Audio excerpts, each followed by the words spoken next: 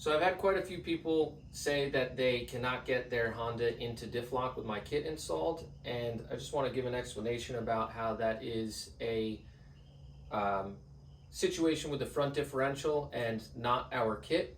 What happens when you're in four-wheel drive and you go to shift to Diff Lock and it won't go into Diff Lock, that's because the gears inside the differential are crashing into each other and you need to rotate them so they slide together.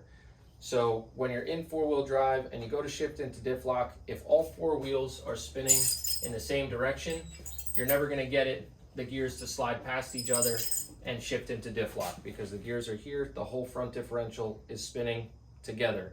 What you need to do is have the front wheels spin at opposite speeds so that one side will rotate past the other side and slide together. That happens if you're turning.